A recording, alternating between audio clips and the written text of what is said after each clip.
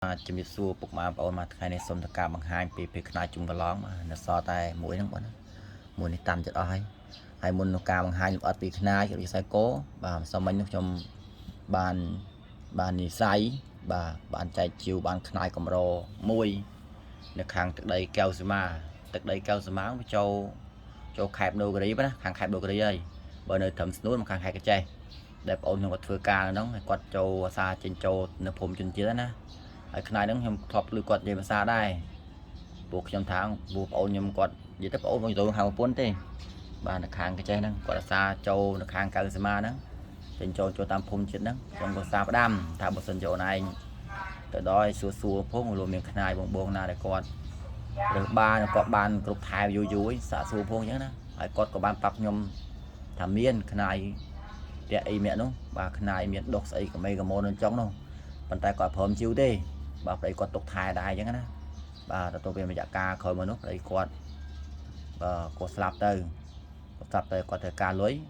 ប្អូនប្រុសខ្ញុំហ្នឹងគាត់ឆាតប្រាប់ទៀតថាបងអើយខ្នាតហ្នឹងគាត់ព្រមជីវហើយអញ្ចឹងណាព្រោះប្តីគាត់ស្លាប់ទៅគាត់ត្រូវការលុយទៅកាក់ព្រមជីវហើយ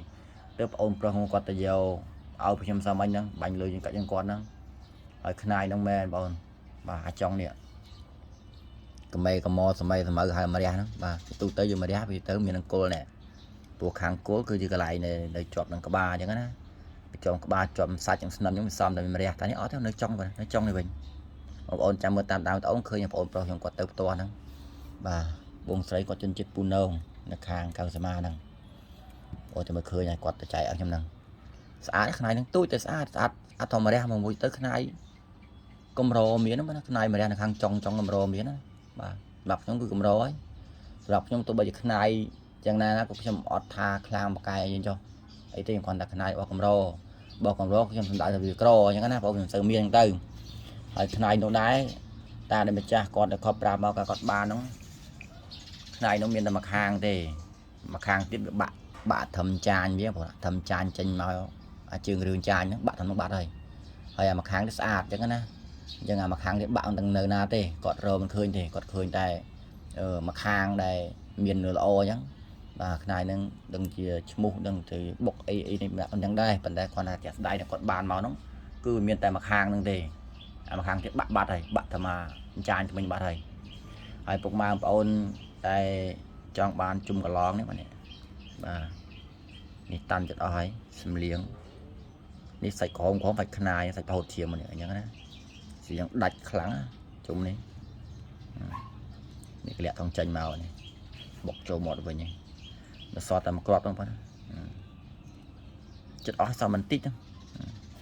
ជុំសុតក៏អញ្ចឹងបងមានពីរស្ទាប់យ៉ាងស្ទាប់ចានស្ទាប់បាច់ខ្នាយពីចានដល់សនេះអញ្ចឹងហើយបងប្អូនចាំឃើញហើយវីដេអូដែលខ្ញុំភ្ជាប់ជាមួយនឹងវីដេអូជុំហ្នឹង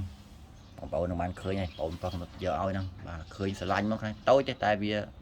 កម្រ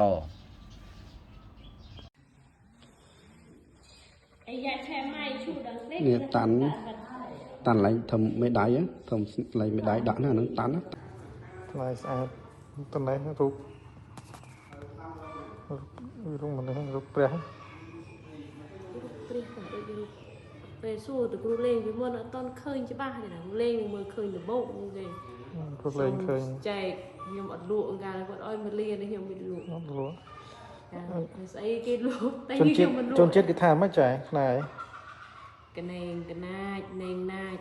ហ្នឹងខ្នាយគេខ្នាយជ្រូកព្រៃណាខ្នាយជ្រូកព្រៃណែងណាចនេះអត់ក្នុងលើបានថែសាបានបានឆ្នាំ6ឆ្នាំហើយដឹងតាំងពីតនកើតអូន6ឆ្នាំអូនចេះរត់ទេណាអូន5ឆ្នាំហ្នឹងអស់ស្អាតឆ្នាំហើយដឹង7ឆ្នាំហើយ